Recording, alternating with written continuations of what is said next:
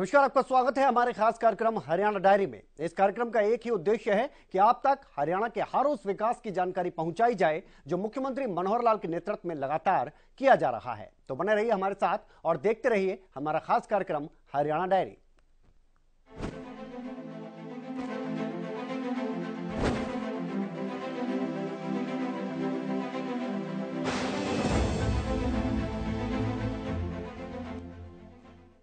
तो हरियाणा के मुख्यमंत्री मनोहर लाल ने ग्राम संरक्षक संवाद कार्यक्रम के तहत ऑडियो कॉन्फ्रेंसिंग के माध्यम से ग्राम संरक्षकों से खास बातचीत की, उनसे संवाद किया और उन्हें जमीनी स्तर पर गांव में हो रहे कार्यों का मौके पर जाकर आकलन कर सरकार को फीडबैक रिपोर्ट भेजने के निर्देश दिए ताकि विकास कार्यों से जुड़े संबंधित विभागों को इसकी जानकारी दी जा सके।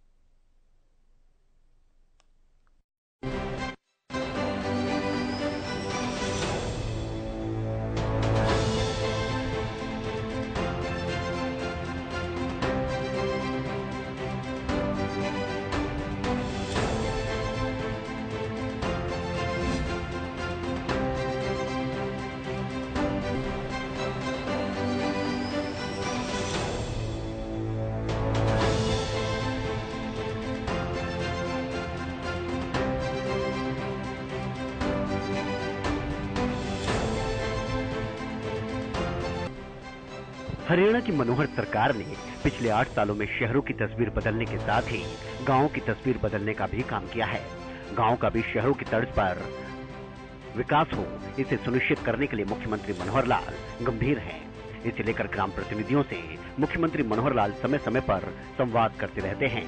अभी कुछ दिन पहले ही जहां मुख्यमंत्री ने नवनिर्वाचित सरपंचों से संवाद किया था, तो मुख्यमंत्री ने अब चंडीगढ़ से ग्राम संरक्षक संवाद कार्यक्रम के तहत ऑडियो कॉन्फ्रेंसिंग के तहत ग्राम संरक्षकों से संवाद किया। लगभग 1.5 घंटे चले इस संवाद कार्यक्रम के दौरान मुख्यमंत्री ने सभी 22 जिलों के श्रेणी 1 के अधिकारी जो ग्राम संरक्षक नामित किए गए हैं उनसे और उनके द्वारा निरीक्षण किए गए कार्यों की जानकारी ली।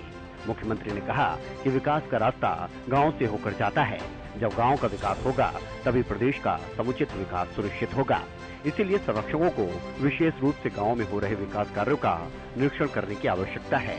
मुख्य रूप से पार्क एवं व्यायामशाला, आंगनवाड़ी केंद्रों, शिवधाम नवीनीकरण योजना के तहत शमशान घाट में 4 दीवारी, पानी की व्यवस्था, शेड और पक्का रास्ता आदि कार्यों की समीक्षा कर रिपोर्ट पोर्टल पर अपलोड करें। इसके अलावा ग्राम संरक्षक गाँव में 25,000 से कम वार्षिक आय वाले परिवारों से भी संपर्क करें और अपनी रिपोर्ट भेजें ताकि सरकार ऐसे परिवारों को मुख्य धारा में लाने के लिए विशेष प्रयास कर सके।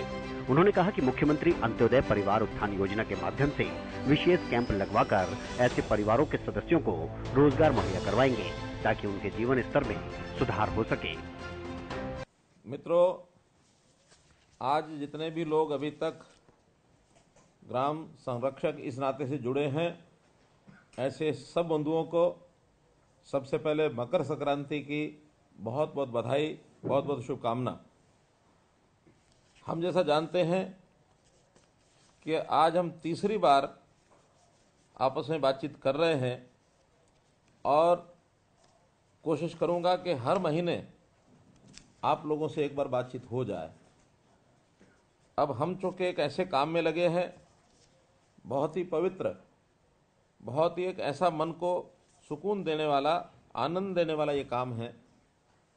हम आखिर एक सरकार के नाते से जिम्मेवारी का एक भाव रखते हैं और इस जिम्मेवारी के नाते हम समाज के साथ अधिक से अधिक अपना संबंध बना सकें, इस योजना के अंतर्गत ग्राम संरक्षक की योजना बनाई गई है। हम लोगों को बातचीत करते हुए कुछ काम बताए जाते रहे हैं और हम उन गांवों में जाकर उन सब कामों की समीक्षा करें, ये अपेक्षा होती है। वैसे सब काम सरकार के किसी न किसी विभाग के द्वारा किए जाने होते हैं, लेकिन अनुभव में आया है कि उन कामों को जमीन पर जो योजना बनती है वो उतरती नहीं है और अगर कहीं रिपोर्टिंग में आ भी जाता है तो भी वास्तविकता से वो अलग होता है। हम चाहते हैं कि सरकार के साथ जुड़े हुए जो प्रथम श्रेणी के जितने भी अधिकारी हैं स्वयं जाकर के उन चीज़ों को अपनी आंखों से देखें और उसकी रिपोर्टिंग करें और उसके बाद सरकार जो है जहाँ कोई कमी है विभाग उस हिसाब से उस कमी को दूर करे, अपेक्षा ये है। हमने जब पहली बार आप लोगों से बातचीत की थी तो उस समय मुख्य रूप से जो काम बताए थे, एक पार्क कम व्यायामशाला योजना ये है कि हर गांव में 2 एकड़ भूमि पर, कम से कम 2 एकड़ हो, बड़ा गांव हो तो ज़्यादा भी होगी, वहाँ पार्क कम व्यायामशाला बने, ताकि वहाँ के युवक, वहाँ के महिलाएं, पुरुष, खास करके ऐसे लोग जो अपने शरीर को योग करने के साथ साथ, व्यायामशाला में व्यायाम करने के साथ साथ अपनी सैर कर सकें, छोटे बड़े खेल खेल सकें, शरीर को स्वस्थ रख सकें, शरीर को बलशाली बना सकें। गांव में जैसे पहले अखाड़ों की एक परंपरा होती थी, तो उसी परंपरा को पार्क एवं व्यायामशाला के माध्यम से पूरा करना, ये उसका उद्देश्य था। तो हम लोगों ने अभी पहले चरण में 1000 गांव में पार्क एवं व्यायामशाला बनाने की योजना बनाई थी, और उसमें हर एक जगह एक योग सहायक, इसकी नियुक्ति करने का भी प्रावधान हमने किया है। आपको बताते हुए मुझे खुशी हो रही है कि आज भी आधे घंटे पहले उनमें से 266 योग सहायक के लिए नियुक्ति का यानी पत्र देने का बटन मैंने दबाया है। इससे पहले 380 योग सहायक तय हो चुके हैं, तो कुल मिलाकर 600 से ऊपर हो गए हैं। 1000 में बाकी सभी पूरे करेंगे।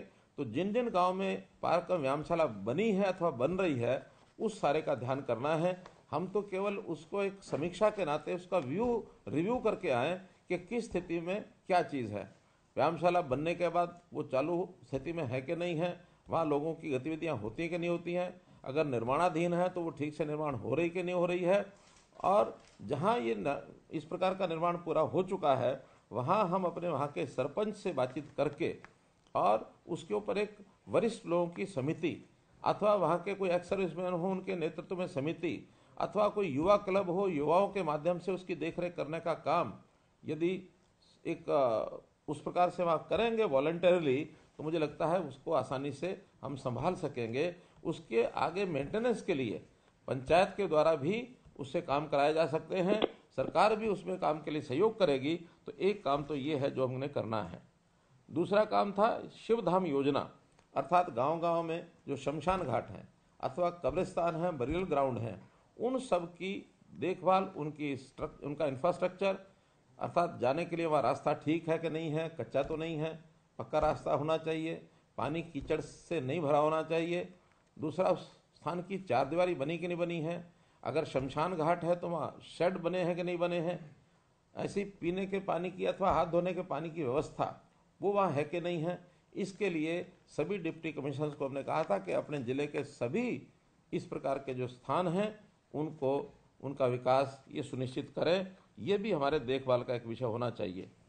ऐसे ही तीसरा था आंगनवाड़ी। गांव-गांव में आंगनवाड़ी बहुत बनी हुई हैं, लगभग 25,000 से 28,000 तक ऐसी आंगनवाड़ी, कुछ बंद होती हैं, कुछ खुलती हैं, लेकिन उनके भवन रखरखाव या किराए के भवन है तो वहाँ भी व्यवस्था ठीक है कि नहीं है, शौचालय वहाँ है कि नहीं है, पानी पीने के पानी की व्यवस्था है कि नहीं है, छोटे बच्चों के बैठने के लिए ठीक से प्रबंध है कि नहीं है, गर्मियों में वहाँ कोई पंखा लगाया कि नहीं लगा। तो ऐसी सारी चीज़ें देखना, और वहाँ बच्चों की उपस्थिति होती है कि नहीं होती है, आंगनवाड़ी की हमारी बहनें, सुपरवाइज़र अथवा जो उनकी जो भी शिक्षिकाएँ होती हैं वो वहाँ पहुँचती हैं कि नहीं पहुँचती हैं समय से, और ये सारी व्यवस्था देखने का काम भी हमको करना चाहिए। उन्होंने कहा कि वर्ष में कम से कम 6 बार ग्राम सभाओं की बैठकों का आयोजन होना चाहिए।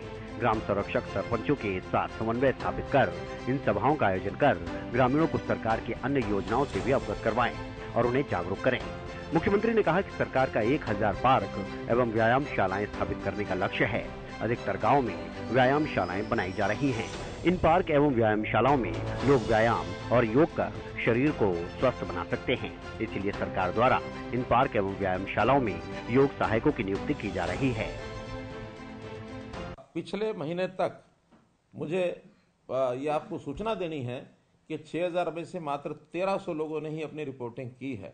ये रिपोर्टिंग करना भी आवश्यक है ताकि हम विभाग को उन चीज़ों को बता सकें कि इन चीज़ों को ठीक करना है।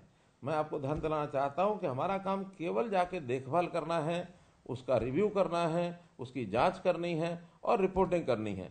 इसके बाद आगे के कोई भी काम जो हैं वो विभागों के जिम्मे रहेंगे। हमने उसको ठीक करने के लिए कोई भी इस प्रकार का काम अपने जिम्मे नहीं लेना है। हमारी तो केवल रिपोर्टिंग होगी जिसके आधार के ऊपर हम ये सारे काम ठीक करा सकते हैं। हो सकता है आप वहाँ जाएंगे, निश्चित बताए हुए कामों को आपको हम देंगे। लेकिन ग्रामीण क्षेत्र के लोग जब इकट्ठे होंगे तो आपको बहुत सी अपनी डिमांड्स, अपनी जो कठिनाइयाँ, वो सब बताएंगे। उसके लिए अलग अलग हमने व्यवस्थाएं की हुई हैं। जैसे किसी प्रकार की किसी की ग्रीवेंस है, कठिनाई है, उसके लिए सीएम विंडो का प्रावधान है। सीएम विंडो के माध्यम से वहाँ दे सकते हैं। आपको अगर कोई इस प्रकार से लिखित में अपनी डिमांड्स भी देते हैं तो वहाँ संबंधित डिप्टी कमिश्नर के पास भेज सकते हैं, या वहाँ जो बीडीपीओ डीडीपीओ हैं उनको भेज सकते हैं, अथवा प्रदेश में भी आप अपने जो ग्राम विकास मंत्रालय है उन तक भी अपना लिंक बना करके, अपना एक लिफाफा बना करके भेजते रह सकते हैं, ताकि उनमें से जो भी संभव होगा वो वहाँ कराया जा सकता है। वैसे बहुत काम पंचायतों के द्वारा किए जाने वाले हैं, वो सब काम पंचायतों को वहीं दिए जा सकते हैं कि पंचायत के काम के लिए ये बातें, डिमांड्स एक आई हैं, इनको पूरा कैसे करेंगे। हमारे पास बजट की कोई कमी नहीं है। हम तो जो योजना बनाकर काम नीचे तक हो जाए इसके लिए तत्पर रहेंगे। कि ग्राम पंचायतें नई चुनी गई थी, हमने उन पंचायतों की शपथ विधि का कार्यक्रम वो भी अपने सामने कराया था। पंच और सरपंच उन्होंने हमारे 3 दिसंबर को पंचों की हमने शपथ कराई थी। और अगला कार्यक्रम जब आयुष्मान कार्ड का बांटने का विषय आया था 10 दिसंबर को, उसके बारे में भी आपको जानकारी दी थी। तो ये बहुत बड़े काम ये हमारे हो रहे हैं। अब विषय आता है कि ग्रामीण क्षेत्र के लोगों के जीवन रचना में कैसे हम उनको आगे बढ़ाएं, कैसे उसको स्तर को ऊंचा उठाया जाए। तो परिवार पहचान पत्र के माध्यम से हमने सारे काम करने शुरू किए हैं।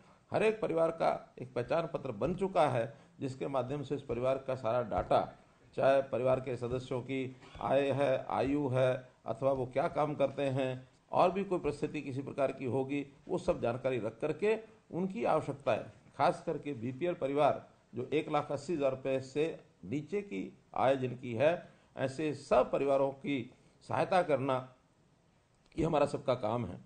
इन बीपीएल श्रेणी के लोगों को राशन कार्ड ये भी सुनिश्चित मिल जाए। इनके परिवार के हर सदस्य का एक आयुष्मान भारत का अथवा चिरायु हरियाणा का कार्ड ये उनका बन जाए, ताकि किसी को भी बीमार होने पर 5 लाख प्रति परिवार प्रति वर्ष ये सहायता उनको मिल सके। तो ऐसे कुल जो काम हमने शुरू किए हैं, इसमें ग्रामीण क्षेत्र के लोगों को कैसे आगे बढ़ाएं, खास करके जो गरीब परिवार हैं उन परिवारों में किसी एक युवक को या परिवार में जो भी काम करने वाला व्यक्ति है उसका रोजगार उसको मिल सके, वो काम करने लग जाए, उसकी आय बढ़े, ये सब काम हम कर रहे हैं।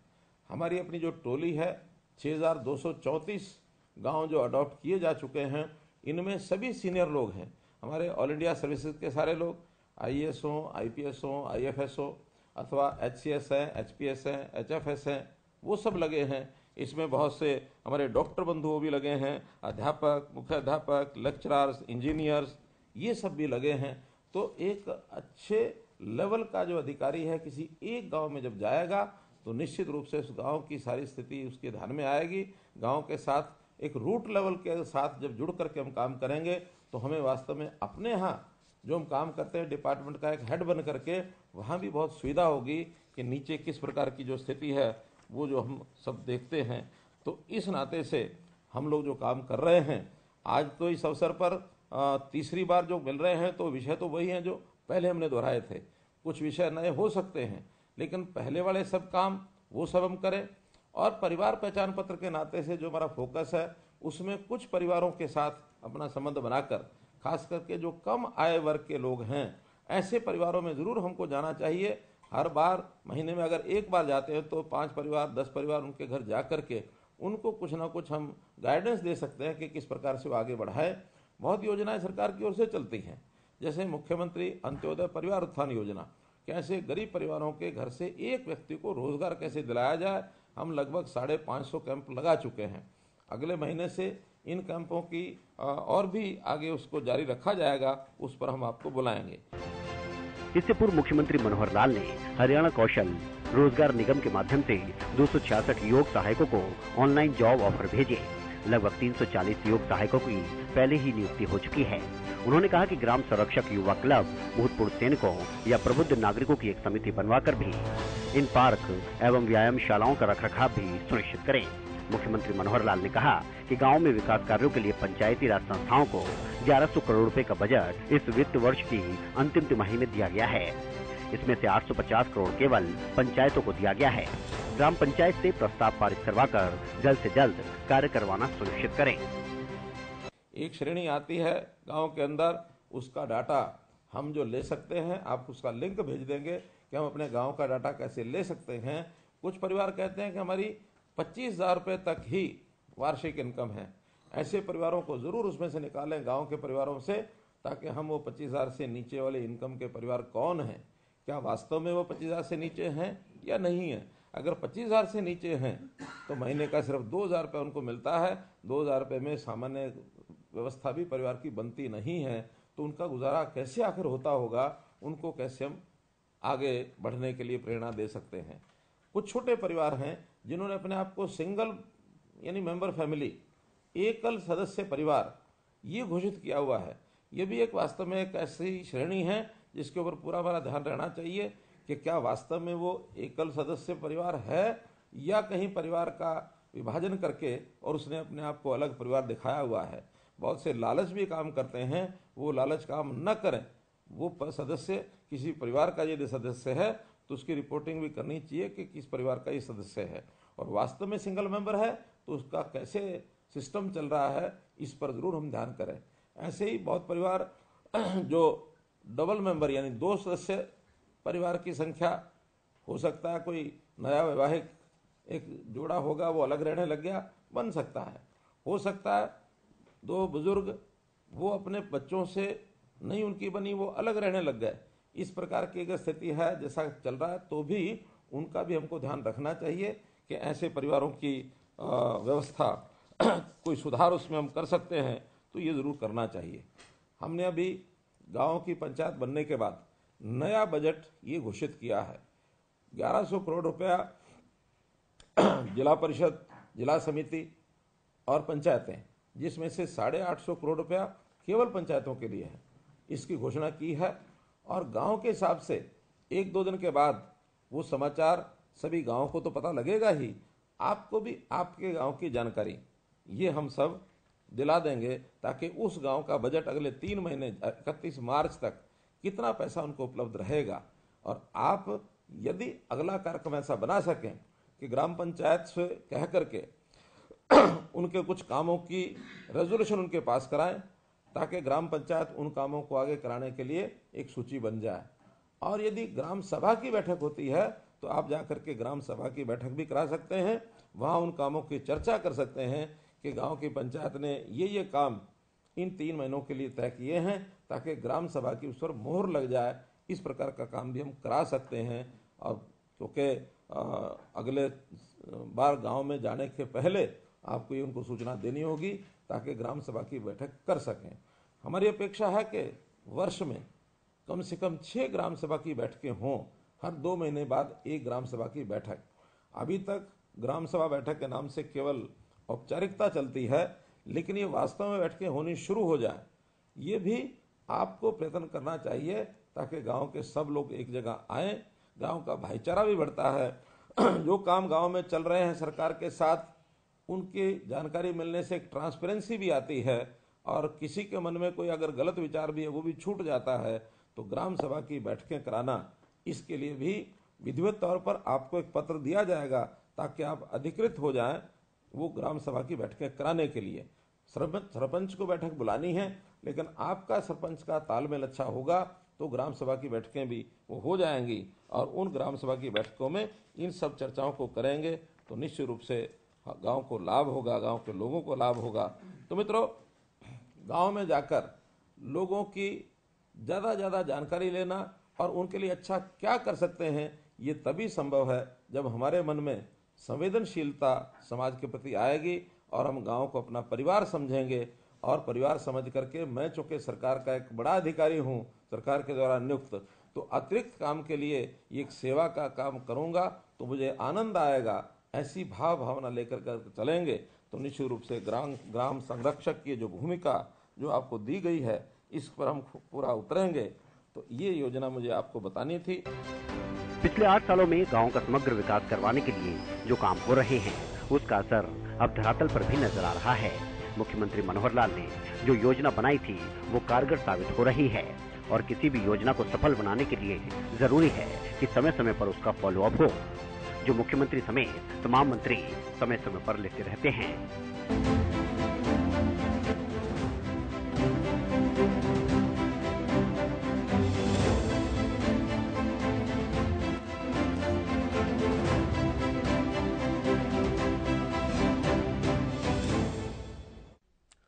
कुरुक्षेत्र में चल रहे राष्ट्रीय डिजाइन संस्थान में और अधिक युवाओं को उद्योग, वाणिज्य एवं विकास की जानकारी में नवीन डिजाइन तकनीकों की शिक्षाएं प्रदान करने के लिए जल्द ही संस्थान में एक अतिरिक्त एकेडमिक ब्लॉक का निर्माण किया जाएगा।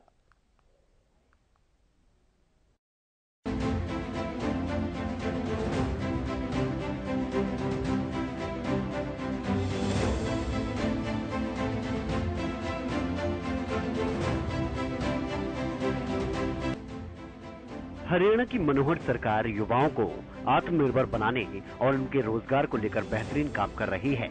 इसे लेकर जहां नई भर्तियां निकाली जा रही हैं, तो वहीं सरकार की तरफ से अपना कोई भी उद्योग लगाने के लिए युवाओं को सब्सिडी और कम ब्याज पर कर्ज जैसी सुविधाएं दी जाती हैं।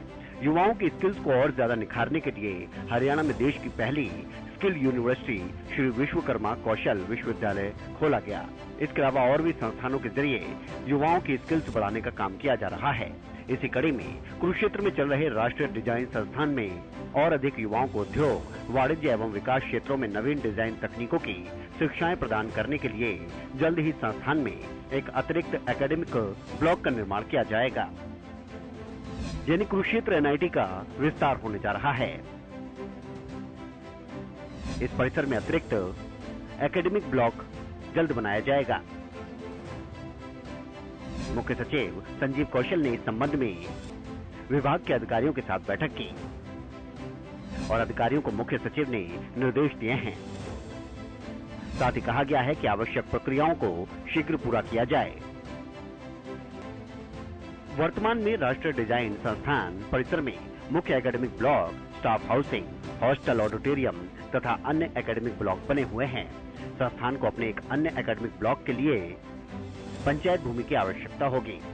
संजीव कौशल ने विकास एवं पंचायत विभाग के अतिरिक्त मुख्य सचिव और उच्च शिक्षा विभाग के प्रधान सचिव को इस संस्थान का दौरा कर निदेशक NID से बैठक कर वहां आ रही समस्याओं के समुचित निपटान के निर्देश दिए हैं। बैठक में संस्थान से निकलने वाले कचरे के निपटान के संबंध में भी चर्चा की गई। मुख्य सचिव ने कुरुक्षेत्र के जिला उपायुक्त को निर्देश दिए कि कचरा निपटान के लिए राज्य सरकार द्वारा बनाई गई क्लस्टर योजना के तहत कॉन्ट्रैक्टर द्वारा NID के कचरे का समुचित निस्तारण करवाना सुनिश्चित करें। मुख्य सचिव ने उपायुक्त को संस्थान के साथ लगती सड़क पर स्ट्रीट लाइट लगवाने के संबंध में भी उपयुक्त कार्रवाई कर लाइट की व्यवस्था करवाने के निर्देश दिए।